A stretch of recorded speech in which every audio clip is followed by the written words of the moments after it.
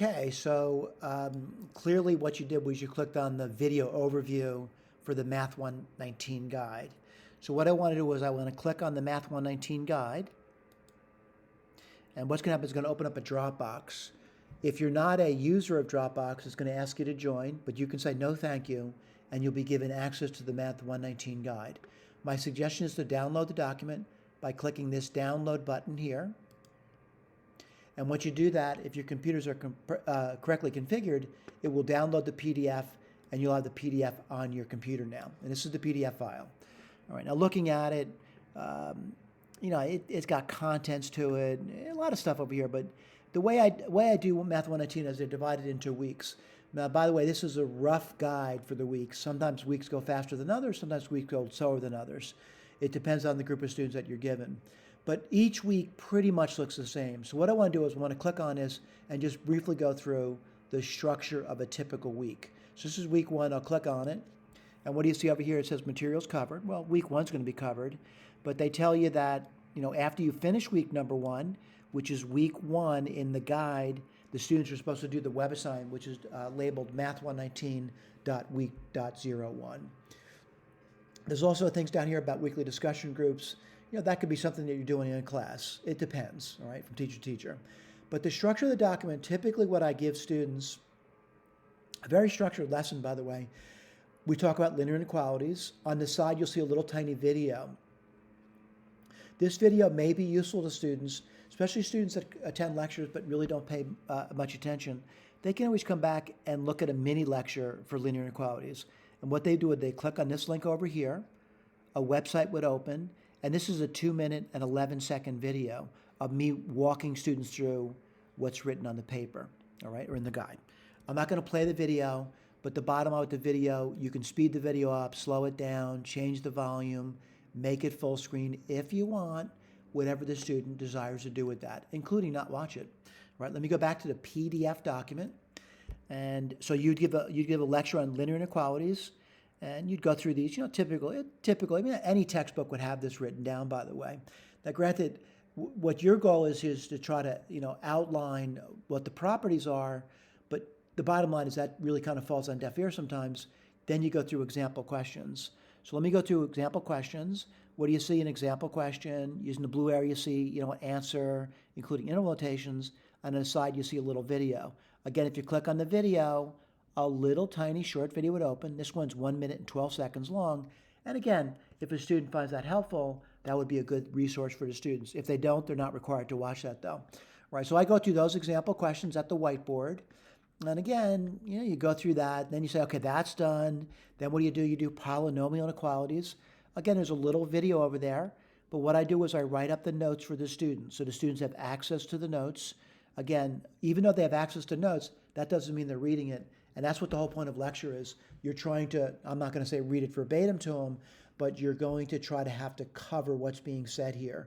In maybe your own words, and maybe these words, whatever works for you and the students, by the way. Then what do? I go through examples, yada, yada, yada. And again, those examples have little videos next to it that pertain to each question separately. All right, then I go to rational inequalities. Same format. There's a lecture material, little tiny video on the side for those students or teachers that want to see a tiny lecture. Again, these are very tiny lectures, by the way. Then there's examples. Yep, students get through the examples at the whiteboard with the teacher's guidance, by the way. Then, of course, what happens is students always ask the question, when do I get to try? And that's the critical thing. Students have to try the material. So what's covered in Chapter 1? Linear, polynomial, and rational inequalities. Students have to get busy with the work on this over here. So what do they see over here? They see a question with an answer. Now, if they click on the video is going to tell them, if you're struggling with this, you shouldn't be doing supplemental activities. It tells them to go back and review the prior lecture material, which they can. All right, but at some point after they've mastered the material, getting through the supplemental exercises should be quite easy to do. Really easy, by the way. It's not a difficult section of the text. Right now, when I say that, that's if you understand the lecture and the examples that have been provided to the students. All right? So next thing up, related stage code. Again, if it's overwhelming you or your students, don't do that.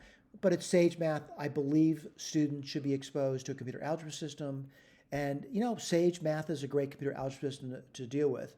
But again, if it's overwhelming for the teacher or the students, don't do it. That's all I can say. It's optional. We would never hold someone accountable for that. But again, for people looking to move forward in an educational environment, they're going to have to learn how to use a computer algebra system. And this is a good introduction to it to get their feet wet. All right? The other thing I want to talk about is there are videos, and every single section is pretty much going to look the same. I put a bunch of videos down over here, and I realize that people are overwhelmed and say it's too much to watch. We're not saying you have to watch that. But you know what? Maybe you need help with the homework. So what you could do is click on this thing over here. Let me go through this link over here. This is a homework video. A YouTube video will open up, and in that YouTube video, you have a complete video of me doing homework at the whiteboard. Now, again, someone says, do I need to watch the whole thing? No, you just may need to watch a particular problem. So you know what? Maybe you need to scrub the video and get to a particular problem. For example, let me just scroll back a little bit. Let's say you need to help with question number 13. You could scroll back or scroll forward to question number 13 and just watch that section of the video. Again, I want to point out you have control of volume in the videos over here. You can make it full screen if you want. You can change the quality of the video. And by the way, someone says, why would I change the quality? If you have a slow internet connection, you might have to lower the P level of it. The other thing I want to point out too is the speed at which the video is playing. Some students need to watch it at a faster speed, like speed 2. It really goes very quickly that way. Like, for example, a 60-minute lecture would take 30 minutes then. And it's doable. I do that sometimes with YouTube as well, particularly if the guy's going too slow. You could also, if it's going too fast, you could slow the videos down. All right, whatever works. Don't feel like everything needs to be used. It's what you want to use to be successful in this course. All right, let me go back to the PDF document. And I think I've pretty much covered that out, but I do want to make sure you understand that every section of the notes is, for the most part, going to look the same. For example, let's say, I don't know, you go to, let's say you want to section 6. Well, in section 6, what is it? It looks just like section 1, but now it's section 6, which is week 6. So by roughly week 6, you should be in this section over here. And what do you get over here? They tell you about a webathon that you should do. A weekly discussion group, again, that could be done in class or it could be done online, whatever's working for you. But what happens over here? Lecture material, yep, and I know it's tough. Some of the stuff gets pretty tough over here, but there's lecture material with little tiny sub-lectures in that lecture material. All right, talk about complex numbers, yada, yada, yada. Let me just scroll through that. And it's a long lecture. I realize that you may have to do it in pieces, by the way, but then you get to example questions. Let me repeat this. The example questions are what's done in lecture. Now, certainly, students can also work in this while you're lecturing, and there's nothing wrong with that, by the way. Don't think students have to listen to you while you're doing problems at the board. If they feel independent enough to where they can work on these problems, that's good for them, right? There's also little videos on the side. These are little spot videos that would open up a web browser, and it would be a 2-minute, 32-second video to do that. Again, each one is structured like this every single week. All right, what I mean by that, there's example questions over here. And by the way, within the notes, you're going to see, certainly images or graphs that certainly are going to be much better than you could do at the board, by the way. They're very accurately drawn, and they pertain to the problems that you're given in the problem sets, all right? So, as soon as our question is, when do I get a chance to try myself? Well, our encouragement at Essex is students do get to try on their own, and we really do want students to try on their own. So you eventually have to get through all that material, and again, it's going to take some time to get through it. I'm not saying it goes very quickly, especially for some teachers spend a lot of time on talking about things that they feel are important, and that's up to you. I mean, I certainly try to highlight what's important in Math 119 certainly for you. But again, you may find other things that are more important and address those issues yourself. But there will be a supplemental problem set for students to work through. And again, the supplemental problem sets really should be done outside the classroom. They should be done outside the classroom, and students will have ample opportunity to work on that material. Okay.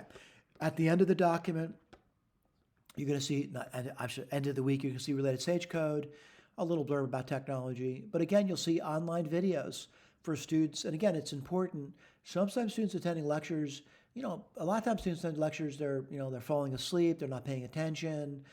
They come late, they leave early. At some point, though, they might be interested in understanding what the material is, so there's published lectures over here. What does that mean? They click on these things over here, they could actually watch a lecture. And they're really kind of compact lectures, by the way. It's not me yammering on for days about something. I go through it pretty quickly. But there's also a link to homework for students that need that support, and these are YouTube videos. Again, thank you so much for paying attention.